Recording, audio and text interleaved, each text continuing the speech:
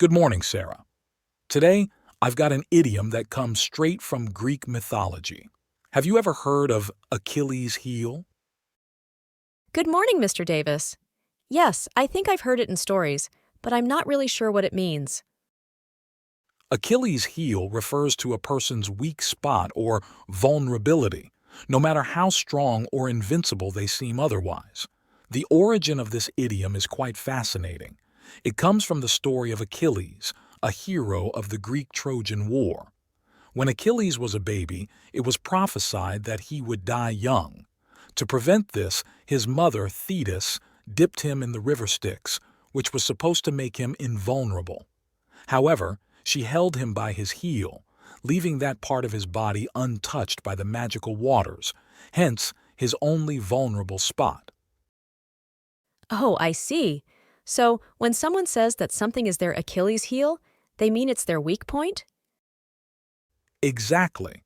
For example, if someone is brilliant at every subject in school but struggles with math, they might say, "Math is my Achilles heel." It's a way to acknowledge that everyone has their strengths and weaknesses, and no one is perfect. That makes a lot of sense.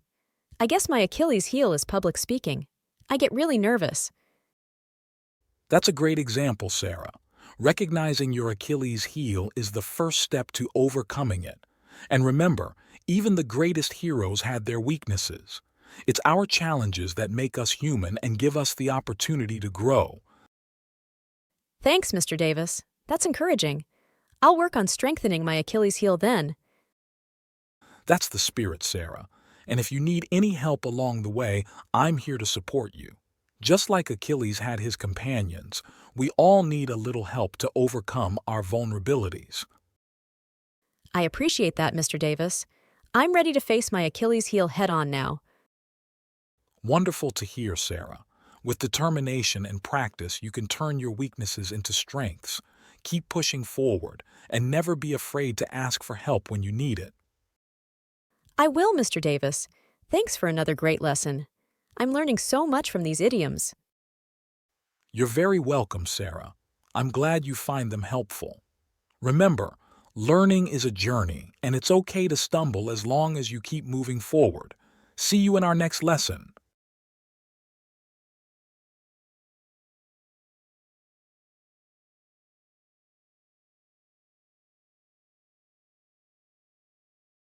You've been playing exceptionally well this season, Eva.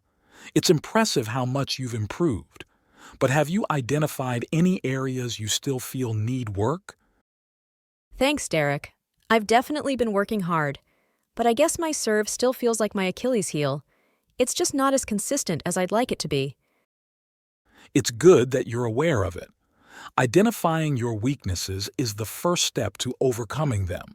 Have you thought about any specific strategies to improve your serve? I've been considering extra sessions with a serving coach, maybe even looking into some specialized training equipment that could help with my technique and power. That sounds like a solid plan. Remember, even the greatest players have their weaknesses. It's how they address and work on them that really sets them apart. You're right. I guess focusing too much on what I can't do well can be discouraging, but I'm determined to turn this around. Exactly, Eva. And don't forget, I'm here to support you. Maybe we can also incorporate some drills into our practice sessions that focus specifically on serving. That would be great. I appreciate your help, Derek. It's comforting to know I'm not in this alone.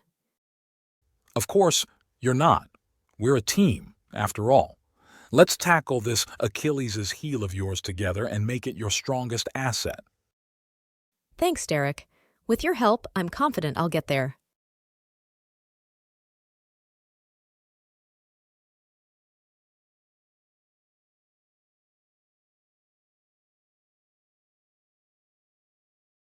Good morning, Sarah. Today, we're going to discuss an idiom that's quite vivid. Add fuel to the fire. Any ideas on what it might mean? Good morning, Mr. Davis. It sounds like making a situation worse. Like, if there's already a fire, adding fuel would just make it bigger and more dangerous. Exactly. Sarah, add fuel to the fire means to worsen an already difficult or contentious situation, much like how adding fuel to a fire makes it burn more intensely.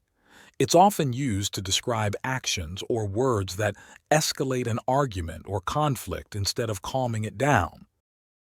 Oh, I get it. So, if two friends are arguing and someone else says something that makes them even angrier, that person is adding fuel to the fire? Precisely.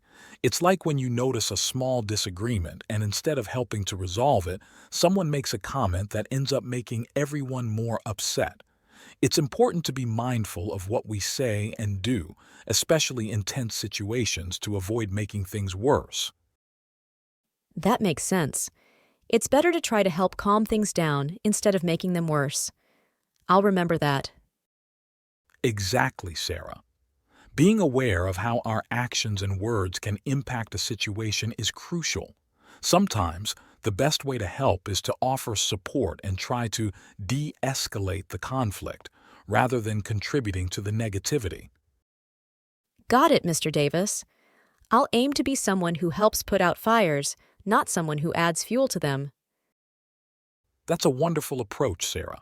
If everyone tried to be more mindful in this way, many conflicts could be resolved more peacefully. Keep carrying that mindset, and you'll make a positive impact on the world around you. I'll do my best, Mr. Davis. Thanks for the valuable lesson. You're welcome, Sarah. I'm always here to help you navigate these idiomatic expressions and the lessons they hold for our daily lives. Looking forward to our next conversation. Me too, Mr. Davis. See you tomorrow.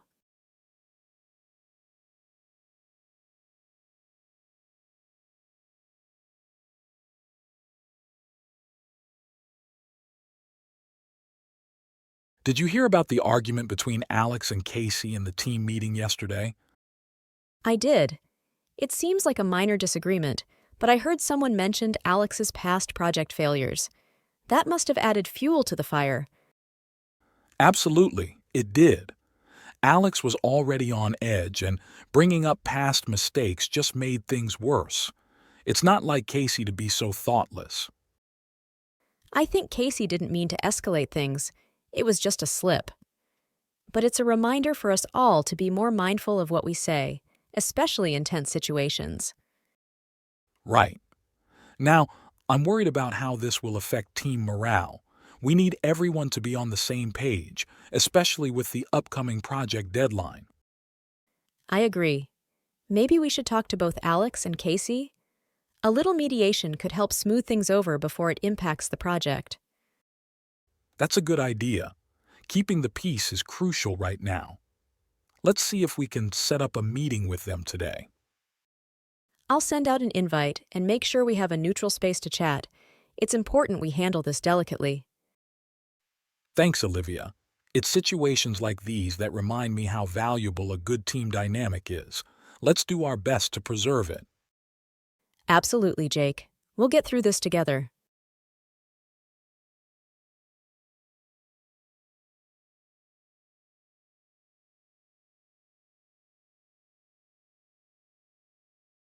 Good morning, Sarah.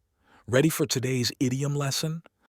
Morning, Mr. Davis. Yes, I am. What's the idiom today? Today we're talking about the phrase, an arm and a leg. Ever heard it and wondered what it means? Oh, yes. My parents say it when something costs a lot, but it sounds so dramatic. That's exactly right, Sarah.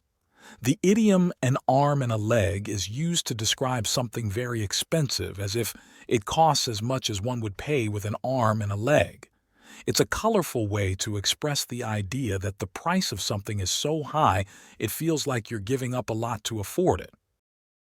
So, when I hear someone say that a new car costs an arm and a leg, they mean it's really pricey? Correct. It's a way of saying that buying the car is a huge financial commitment. The origin of this expression isn't clear, but it vividly conveys the idea of something costing a significant amount, emphasizing the sacrifice one might have to make to purchase it. I see. It's a pretty funny way to say something is expensive. I'll remember that. Yes, it is. Idioms like these make language rich and interesting, giving us creative ways to share our thoughts and feelings about the world around us. I'll start using it, but hopefully I won't have to say anything costs an arm and a leg too often. Let's hope not, Sarah. But it's always good to have the right words to express yourself, no matter the situation. Keep exploring language and you'll find even more gems like this one. Thanks, Mr. Davis. These lessons are really opening up my eyes to how fun language can be. You're welcome, Sarah. That's the beauty of learning. There's always something new and exciting around the corner. Looking forward to our next lesson.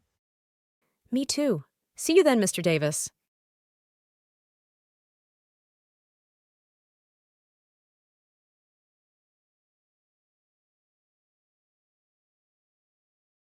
Hey, Jenna. I heard you finally decided to get that vintage car you've been dreaming about. How did it go? Oh, Marco, it was quite the adventure. I found the perfect model, but it cost an arm and a leg. I had to dip into my savings to make it happen. Wow, it must be a really special car to go to those lengths. Do you think it was worth it? Absolutely. It's been my dream car since I was a teenager. Owning it feels surreal. Plus, it's in mint condition, which is rare for such a classic model. That's fantastic to hear, Jenna. I'm really happy for you. It sounds like a true collector's item. When do I get to see this beauty? Thanks, Marco. How about we meet up this weekend? I'd love to show you the car and maybe even take it for a spin. I'd love that. It sounds like a plan. I'm eager to see why this car was worth every penny to you. Trust me, once you see it and hear the engine roar, you'll understand why I didn't mind paying an arm and a leg for it. I'm looking forward to it. See you this weekend, Jenna. See you, Marco.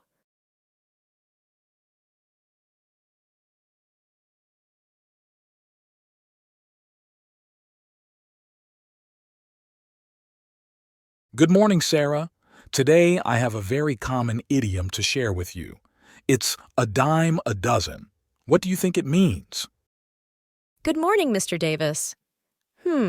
Dimes are coins and a dozen is 12. Does it mean something is really cheap? You're on the right track. A dime a dozen refers to something that's very common and therefore not considered to be very valuable. It's like saying you can find it anywhere, so it's not special or rare. Oh, I get it. So, if something is a dime a dozen, it's not unique at all. Exactly. For example, if you're talking about white t-shirts, you might say they're a dime a dozen because you can find them in every clothing store. It's a way to express that there's an abundance of something, making each individual item less noteworthy. That makes sense. So, it's good to not be a dime a dozen if you want to stand out. Precisely, Sarah. Being unique or offering something rare can make a person or item much more valuable in the eyes of others. Remember, though, while some things are a dime a dozen, it doesn't mean they don't have their own value. It's all about context and perspective. Got it, Mr. Davis. I'll start noticing things that are a dime a dozen and those that aren't. Thanks for the lesson.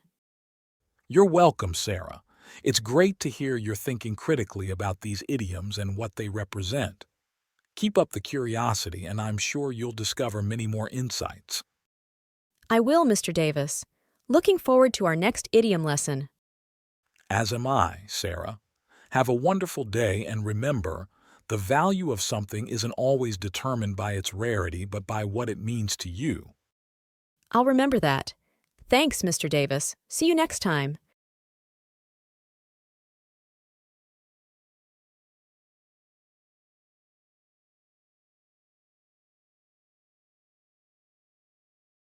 I've been browsing online job listings for hours, but it feels like all these entry-level positions are a dime a dozen. Nothing really stands out. I get what you mean. It's tough when there's so much out there, but nothing that truly resonates with what you're looking for. Have you considered refining your search or maybe looking in a niche market? Yeah, I've been thinking about that. Maybe I need to focus more on roles that align more closely with my interests and skills, even if they're not as common. That might be a good idea. Sometimes the more specialized positions are not as widely advertised. Networking could really help in your case, maybe reaching out to professionals already working in your field of interest. Networking, huh? I've always found that a bit intimidating. But you're right. It's probably time to get out of my comfort zone and start making some connections. Definitely. Remember, those generic job listings might be everywhere, but what you're looking for is something special. It's worth the extra effort to find a role that truly fits you. Thanks, Ethan. I appreciate the pep talk. I'm going to start reaching out to some contacts and see where that leads. Maybe my dream job isn't so far out of reach after all. That's the spirit. And if you need any help or someone to review your resume, just let me know. I'm here for you. Thanks. I might just take you up on that offer. Here's to hoping the next time we talk, I'll have some good news to share.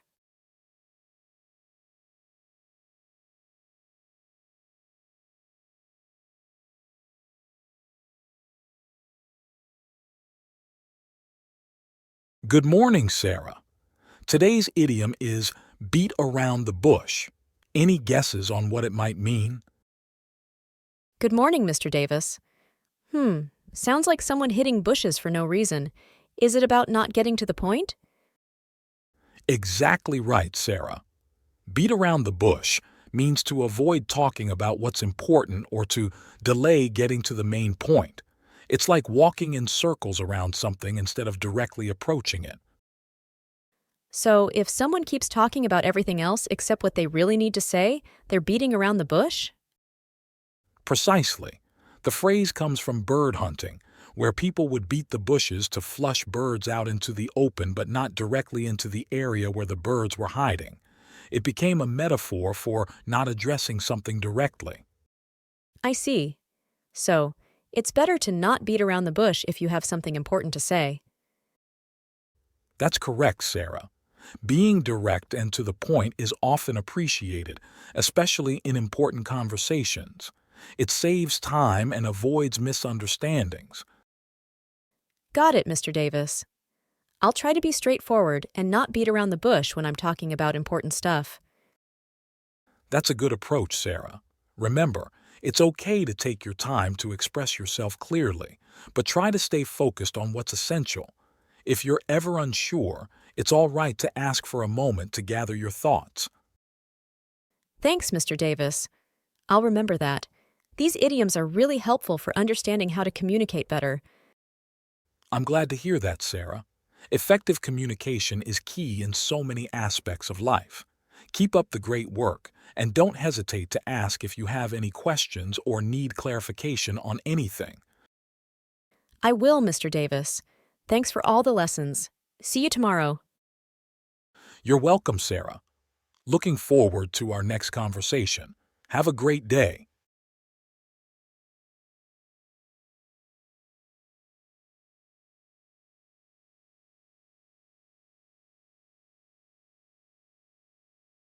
So, have you talked to your roommate about the issue yet? Well, I started to bring it up, but then I got a little sidetracked talking about our plans for the weekend and some stuff we need for the apartment. Ethan, it sounds like you're beating around the bush. If it's bothering you this much, you need to address it directly. You're right. I guess I was just trying to avoid any awkwardness, but it's not fair to me or to him if I don't speak up about what's been on my mind. Exactly.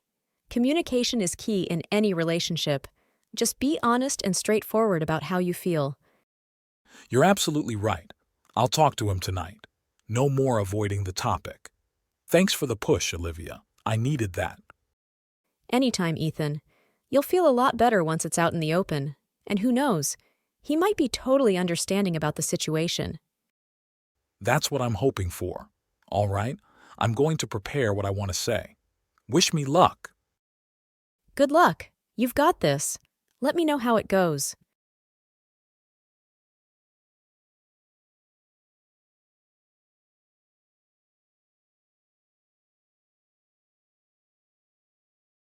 Good morning, Sarah. Today, we're looking at the idiom better late than never. What do you think it means?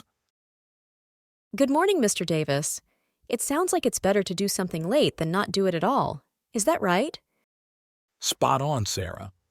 Better late than never means that it's preferable to do something late than to never do it.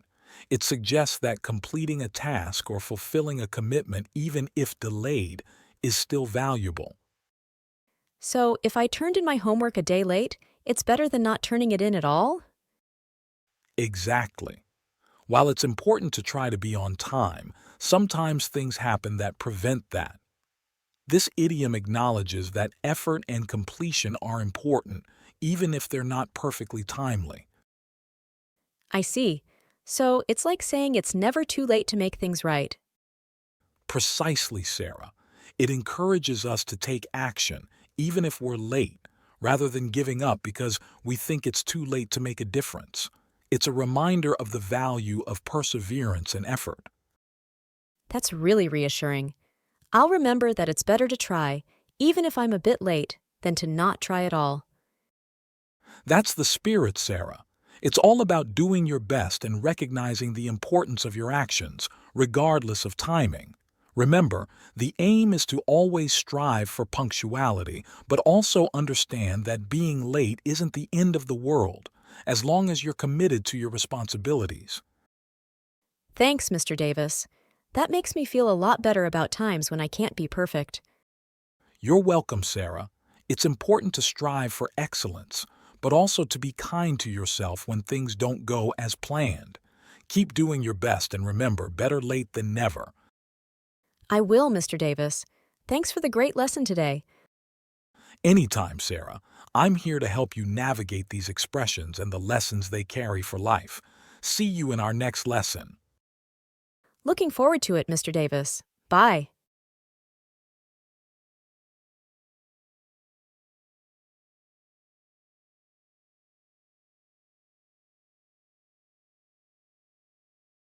Hey, Marcus. I noticed you finally submitted your application for the photography contest. Cutting it close, weren't you? Yeah, I know I procrastinated a bit too much. But as they say, better late than never, right? Absolutely. I'm just glad you made it in time. Your work is incredible, and it deserves to be seen and recognized. Thanks, Alicia. I kept doubting whether my photos were good enough. It took me forever to decide which ones to submit. I get that. But remember, every artist has their own unique voice and perspective. What matters most is putting your work out there. You're right. It was now or never, and I didn't want to miss out because of my own insecurities. Exactly. And who knows, this could be a big opportunity for you. Either way, it's an important step forward in your journey as a photographer. Thanks for the encouragement. I really appreciate it. Let's hope the judges think my work stands out. I have no doubt about that. Now let's celebrate your submission. My treat. How does dinner sound? That sounds perfect. I could use a good meal after all this stress. Thanks, Alicia.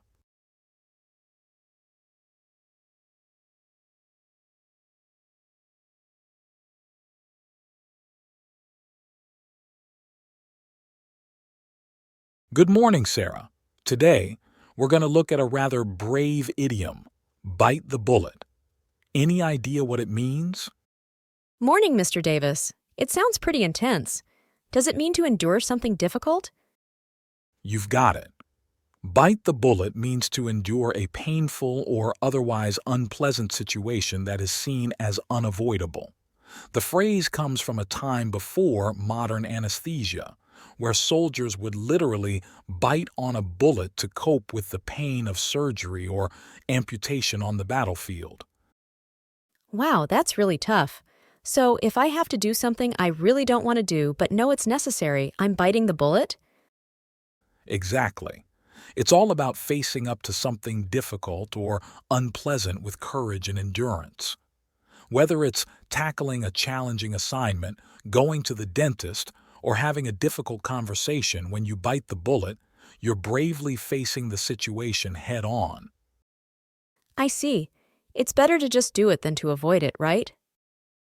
That's the spirit, Sarah. Sometimes avoiding or delaying only makes things worse. By biting the bullet, you demonstrate strength and resolve, and often the situation turns out to be more manageable than you feared. That makes sense. I guess there are times when I just need to bite the bullet and get things done. Absolutely, Sarah. And remember, it's okay to feel apprehensive about facing tough situations. What's important is that you gather your courage and do what needs to be done. You'll often find you're stronger than you think. Thanks, Mr. Davis. That's really encouraging. I'll remember to bite the bullet when I face something tough.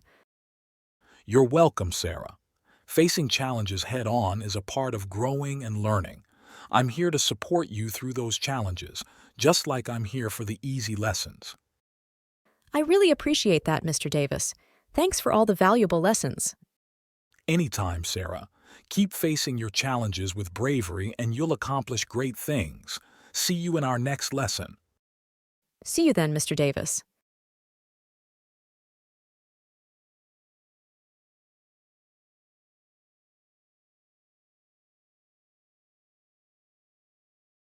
I've been thinking a lot about what we discussed regarding my job situation.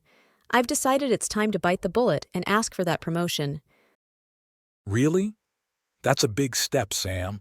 I'm proud of you for making that decision. What made you finally decide? Well, I realized I've been putting it off because I was afraid of rejection. But I've been with the company for over 5 years now, consistently exceeding my targets. It's now or never. Absolutely, you've more than proven your worth.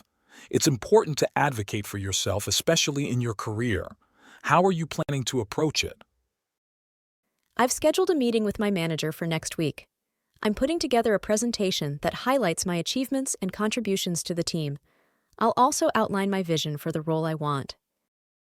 That sounds like a solid plan. Preparation is key. I'm sure your manager will appreciate the initiative and the clear evidence of your value to the company. Thanks, Jordan. I hope so. It's definitely a nerve-wracking step, but I know it's necessary. I just had to bite the bullet and face the challenge head-on. It's all going to pay off, Sam. You're taking control of your career path, and that's commendable. If you need any help preparing, you know I'm here. I appreciate that, Jordan. It's great to have your support. Here's hoping for the best.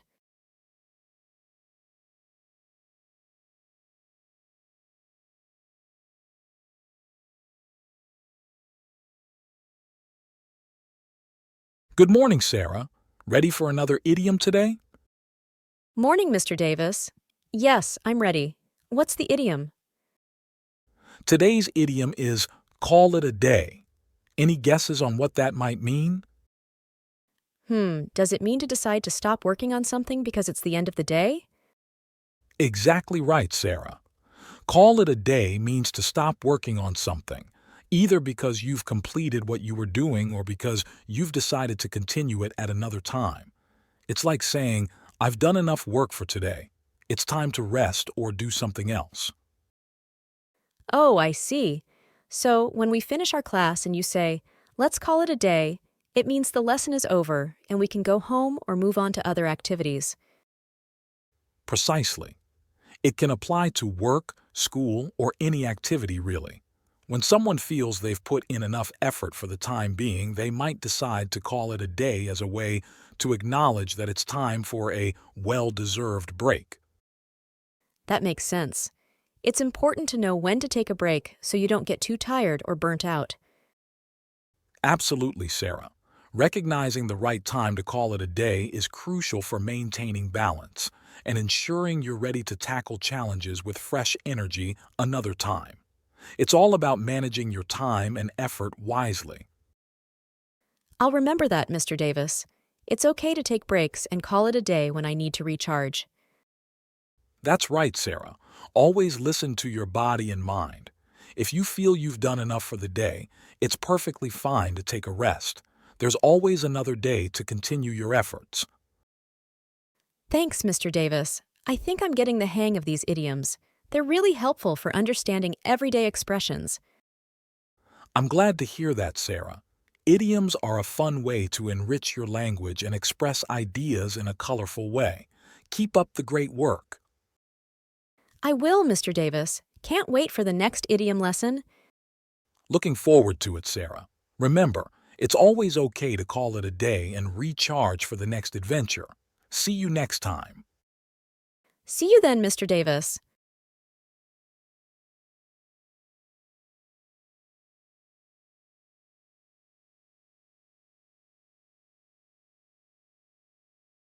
We've been at this for hours now.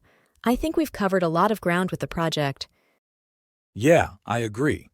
We've made some really good progress today. Do you think we should keep going or call it a day? Honestly, I'm starting to feel pretty drained. I think we'd be more productive if we take a break now and come back fresh tomorrow. That sounds like a plan. We don't want to burn ourselves out. Plus, I think we're at a good stopping point. Definitely. It's important to know when to take a step back. We've done the bulk of the work, and with a fresh set of eyes, we can tackle the remaining tasks more effectively tomorrow. Agreed. Let's call it a day then. How about we meet up again tomorrow morning and start with reviewing what we've done today? Perfect. A fresh start will also give us a chance to come up with new ideas and maybe solve the issues we were stuck on today. Exactly. Thanks for today, Ella. I'm really happy with what we've accomplished. Me too, Mike. It's been a productive session. Enjoy your evening and see you tomorrow. You too, Ella. Thanks. See you in the morning.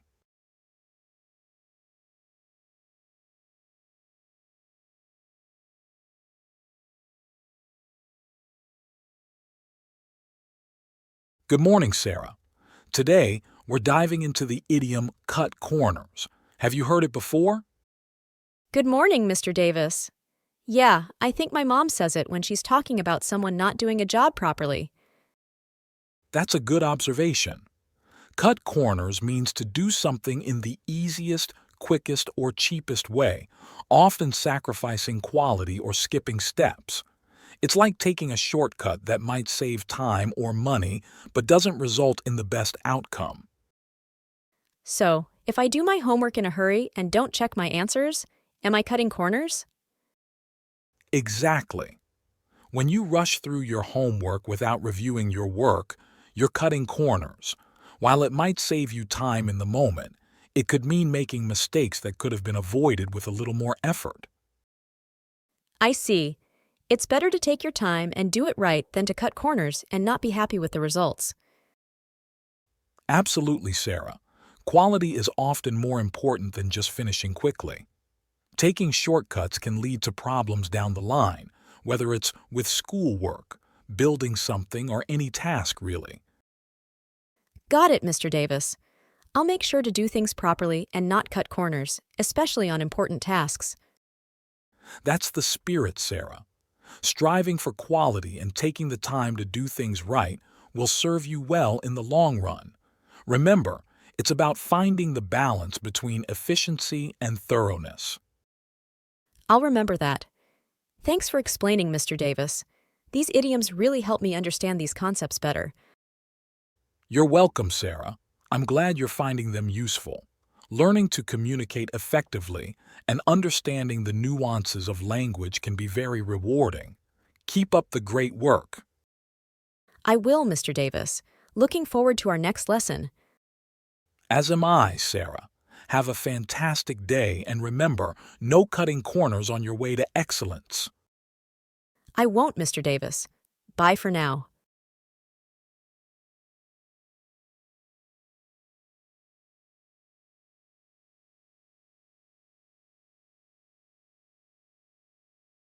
I was reviewing the project plan, and it looks like we're behind schedule.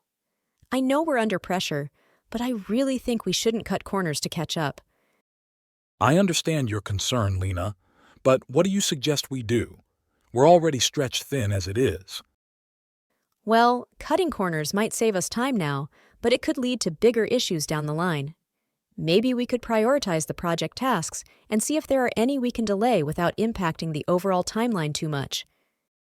That's a fair point. Quality shouldn't be compromised. If we rush and miss something important, it could damage our reputation and lead to more work in the long run. Exactly.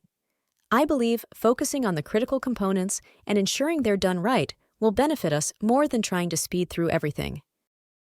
Okay, let's sit down with the team and go through the project plan again. We can identify what's essential and what can wait. It's important to keep the integrity of our work intact. I'm glad you agree. It'll take some effort to reorganize, but I'm confident it'll lead to a better outcome for the project and for us.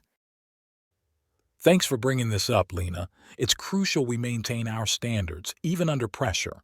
Let's make sure we do this right.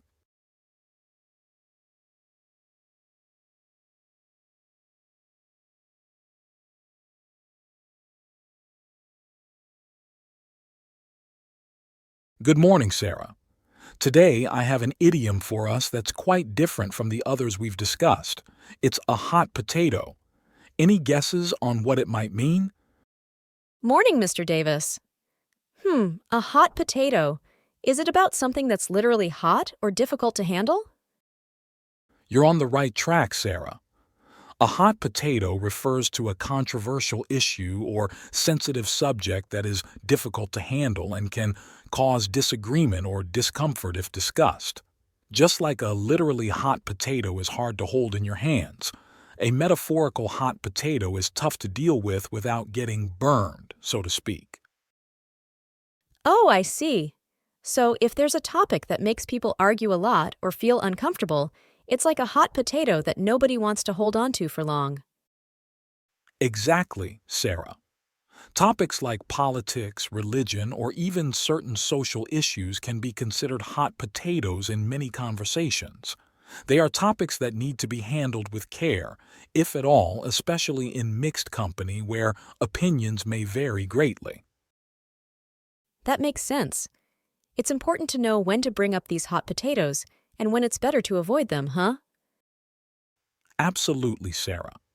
Knowing your audience and the right context is crucial when dealing with sensitive subjects. It's about being respectful and considerate of others' feelings and opinions, even when they differ from your own. Got it, Mr. Davis. I'll remember that not all topics are easy to handle and that some are like hot potatoes. It's all about timing and respect. Well summarized, Sarah. And remember, it's always okay to step back from a conversation if it feels too hot to handle. Just like with a real hot potato, sometimes the best thing to do is to put it down gently. I'll keep that in mind. Thanks for another great lesson, Mr. Davis. These idioms really help me understand more about communication. You're welcome, Sarah. I'm glad to hear you're finding these lessons valuable. Communication is an art, and understanding these idioms can add more colors to your palette. Have a great day. You too, Mr. Davis. Looking forward to our next idiom. Bye for now. Goodbye, Sarah. Keep thinking about those idioms and we'll explore more together soon.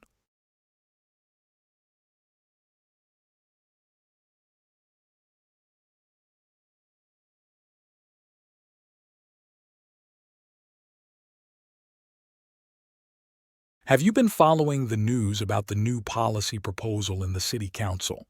It's turned into a hot potato. Oh, I've heard bits and pieces. Isn't it about the zoning changes for new businesses? Exactly. It's stirring up quite the debate. On one hand, it's supposed to boost the local economy by making it easier for new businesses to set up shop. On the other, many residents are worried it will disrupt the community's character. That sounds like a delicate balance. It's understandable why it's become such a contentious issue. Right. The council's trying to navigate the backlash, but every public meeting turns into a heated debate. I've never seen the community so divided. It's tough when change is on the horizon, especially change that affects so many people in different ways. Do you think they'll manage to find a middle ground? I hope so. The idea is to drive growth without losing what makes the community special. Maybe more public forums or workshops could help everyone feel heard. That could be a way forward. Engaging the community in the decision-making process might ease some tensions. Agreed. It's about finding a solution that benefits the majority while minimizing the negative impact. Not an easy task, but essential for progress. Well, it'll be interesting to see how it unfolds. Keep me updated, will you? Of course, it's important to stay informed about these things, especially when they have such a direct impact on our community.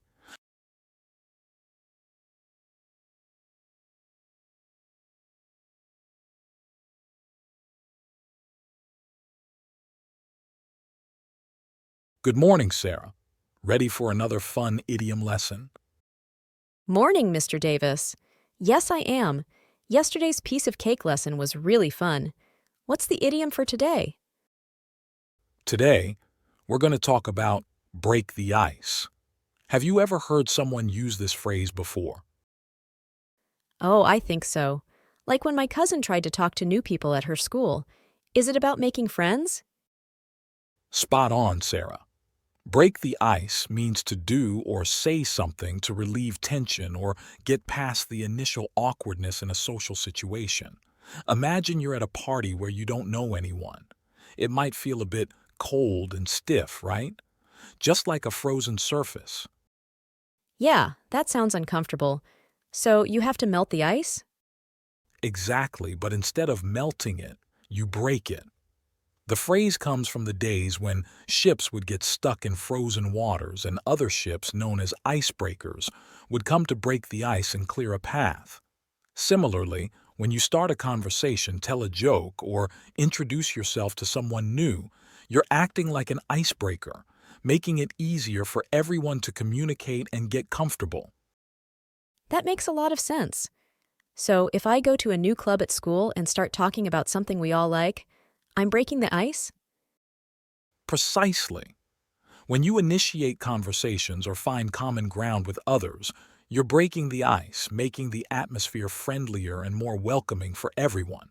It's like warming up a chilly room by inviting everyone to share a bit about themselves. I see. So breaking the ice is really important for making new friends and feeling more at ease in new situations. Absolutely, Sarah.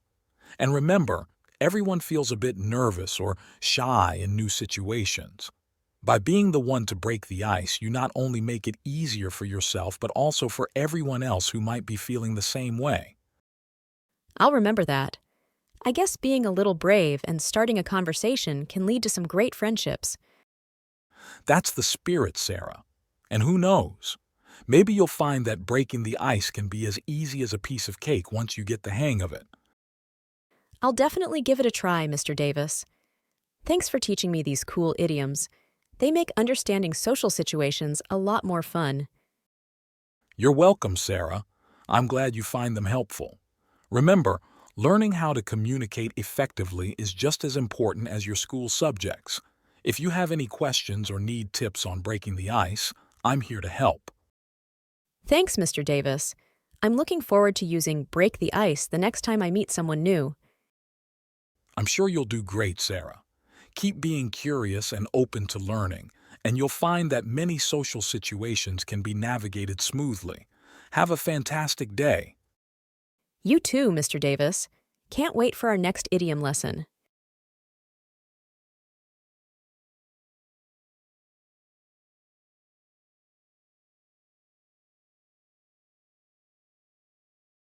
Hey, Alex. How was your first day at the new job? Met any interesting people? It was pretty good. Thanks for asking.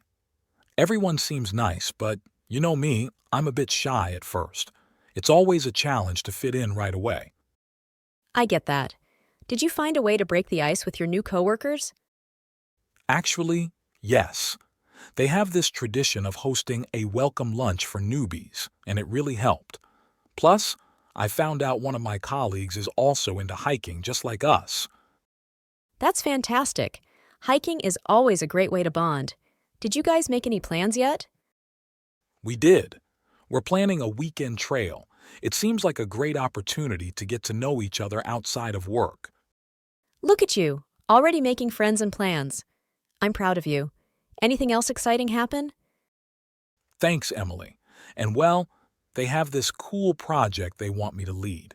It's a bit daunting, but I'm excited for the challenge. That sounds amazing, Alex. You're going to do great. I'm glad to hear your first day went well. Me too. And thank you for always being here to chat about it. How about we catch up over dinner tomorrow? My treat, as a celebration of surviving my first day. I'd love that. It's a date. And don't worry, it's on me. Let's celebrate your new beginning.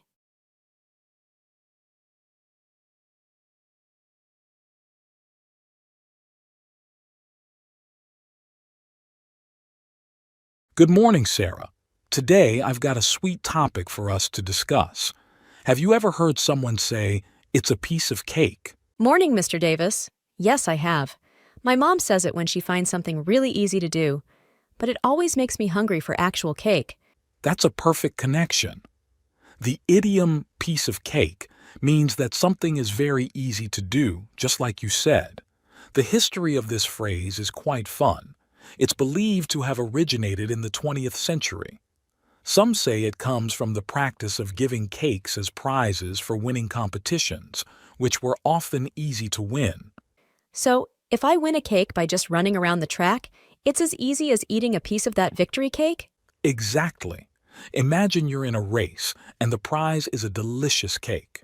Winning it feels so effortless, as easy as eating a slice of that cake. Over time, piece of cake became a way to describe any task that is simple and effortless. That's really interesting. So, if my homework feels really easy, can I say it's a piece of cake? Absolutely, Sarah. If you find your homework or any task straightforward, feel free to say it's a piece of cake. It's a fun and expressive way to convey that something isn't challenging for you. I love that. It makes learning sound so fun. I'll start using it. Maybe I can even trick my brain into thinking my math homework is a piece of cake, too. That's the spirit, Sarah. Using positive and fun idioms like piece of cake can make even the tough subjects feel more approachable. Remember, if you ever find something difficult, it's okay. Not everything can be a piece of cake, but with effort, it can become easier over time. Thanks, Mr. Davis. I'll remember that. And maybe I'll bring an actual piece of cake to celebrate when I master something challenging. That sounds like a delicious plan. Remember, learning is a journey, and it's okay to have both piece of cake moments and challenging ones. I'm here to help make learning as enjoyable as possible for you. You're the best, Mr. Davis. Thanks for making learning fun. I'm off to tackle my piece of cake homework now. You're welcome, Sarah. Enjoy your homework and don't hesitate to ask for help if you need it. Have a great day.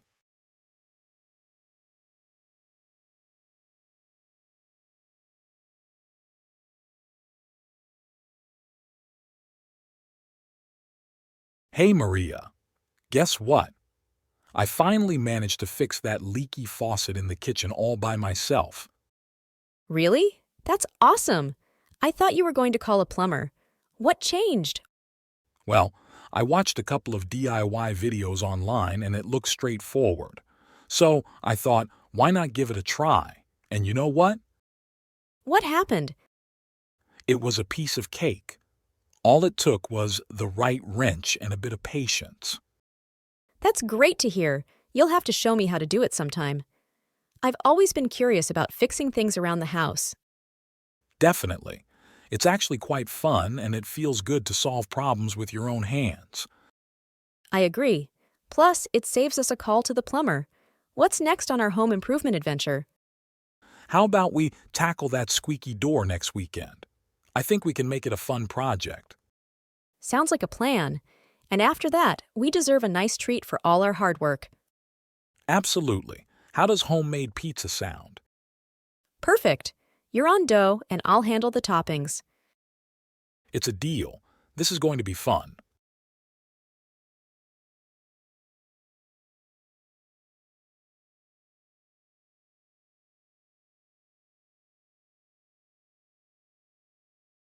Good morning, Sarah.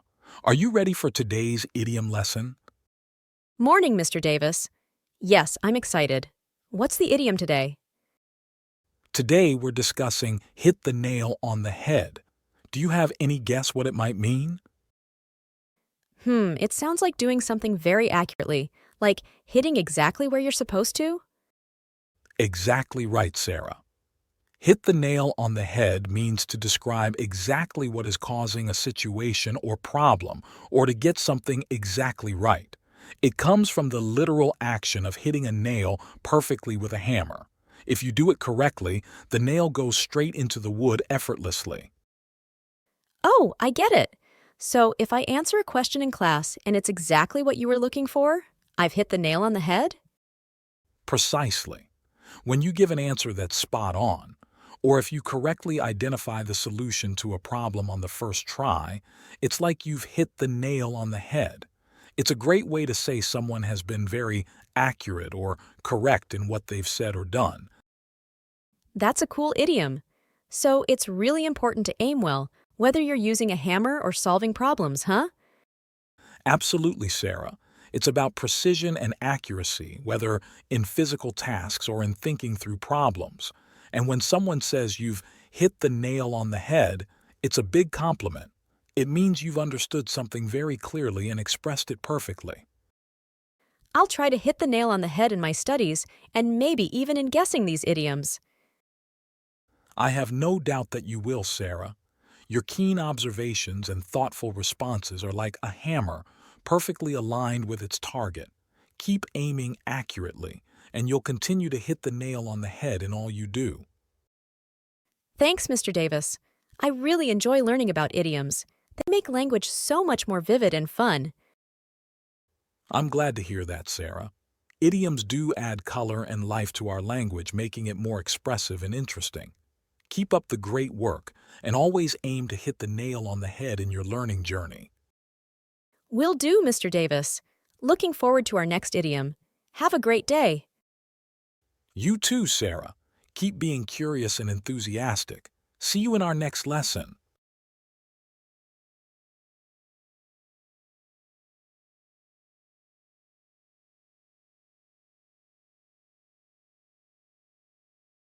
So, I've been thinking about why our last marketing campaign didn't perform as well as we hoped.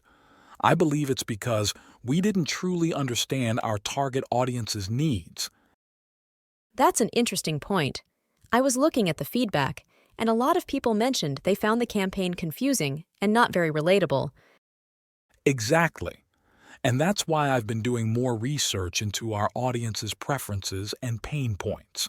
We need a campaign that speaks directly to them, something that makes them feel seen and understood. I think you've hit the nail on the head there. Understanding our audience better could definitely make our next campaign more impactful. Do you have any specific ideas in mind? Yes, I was thinking of creating more personalized content, perhaps using storytelling to connect on a deeper level.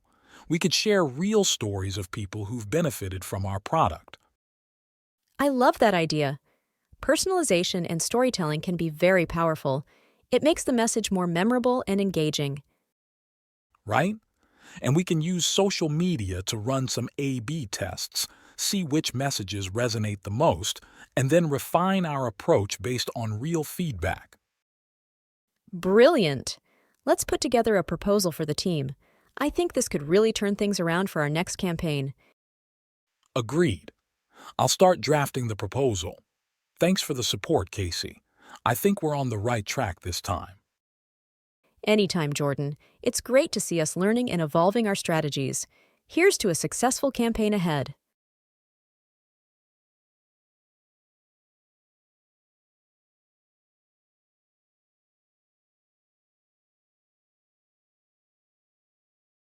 Good morning, Sarah.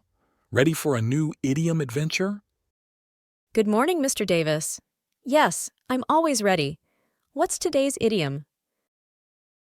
Today we're going to explore let the cat out of the bag. Any ideas on what this might mean? Hmm, sounds like something to do with secrets. Does it mean revealing a secret? Spot on, Sarah. Let the cat out of the bag indeed means to reveal a secret or disclose something accidentally that was supposed to be kept under wraps. The origin of this idiom is quite interesting and a bit debated. One popular theory suggests it comes from medieval markets where people were sold piglets in a bag. Dishonest sellers might replace the piglet with a less valuable cat, and if the cat was let out, the deceit was revealed. Oh, wow. So if someone accidentally reveals a surprise party, they've let the cat out of the bag? Exactly, Sarah. If someone spills the beans about the surprise party, they've definitely let the cat out of the bag. It's all about revealing something that was meant to be kept secret, whether it's done accidentally or on purpose. I can see how that could be a big oops. It must have been really bad if you were expecting a piglet and got a cat instead back then. Absolutely, it would have been a big disappointment and quite the shock. Nowadays, we use the phrase more lightly to talk about revealing surprises or accidentally sharing information that was meant to be private. Got it. I'll make sure not to let the cat out of the bag about anything important. Thanks for the fun lesson, Mr. Davis. These idioms really make me think about the phrases we use. I'm glad to hear you're enjoying them, Sarah. It's important to be mindful of the cats we carry in our metaphorical bags, so to speak. Keep enjoying the nuances of language, and you'll find there's always something new to learn. I sure will, Mr. Davis. Can't wait for our next idiom. See you tomorrow. Looking forward to it, Sarah. Have a wonderful day, and remember, no letting any cats out of bags. I promise, Mr. Davis. Bye.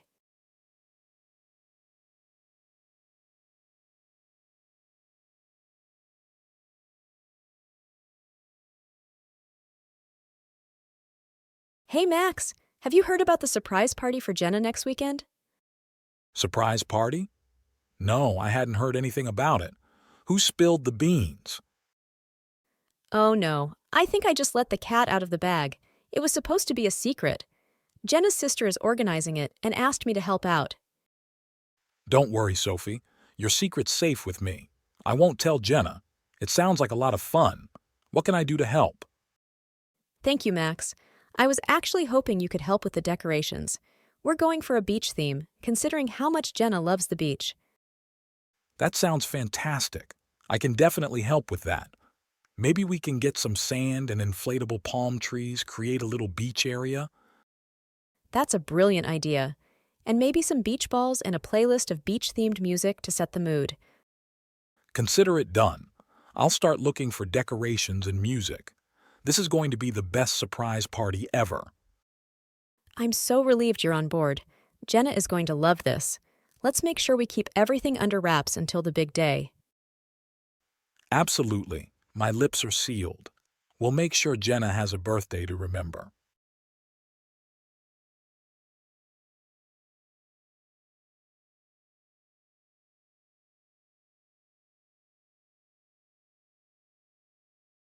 Good morning, Sarah. I have another intriguing idiom for us to explore today.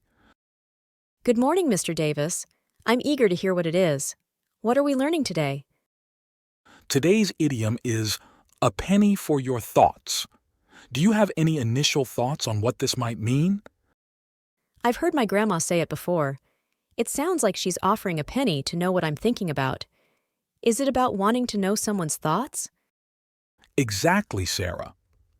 A penny for your thoughts is a way of asking someone to share what they're thinking about, especially when they seem quiet or preoccupied. It originates from a time when a penny was worth more and suggests that the speaker is willing to pay a small amount to learn the other person's thoughts, as if their thoughts are valuable enough to purchase. That's a nice way to show you care about what someone is thinking. So if I see a friend looking thoughtful or worried, I can say, a penny for your thoughts, to encourage them to share with me? Precisely. It's a gentle and respectful way to invite someone to share what's on their mind. It shows you're interested in their thoughts and feelings and that you're there to listen. It's a phrase that fosters openness and communication between friends or family members. I like that. It's kind and shows you value what the other person is thinking. I'll have to remember to use it.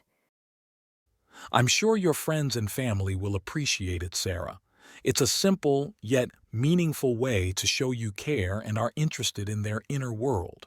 Remember, sometimes just offering a listening ear can make a big difference to someone.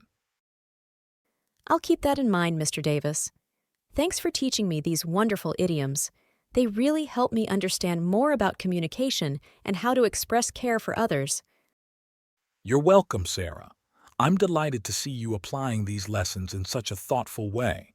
Communication is key in all relationships, and using idioms like a penny for your thoughts can make it more engaging and heartfelt. I can't wait to use it. See you tomorrow for more learning, Mr. Davis. Looking forward to it, Sarah. Have a great day, and remember, I'm always here if you have a penny's worth of thoughts to share. Will do, Mr. Davis. Bye for now.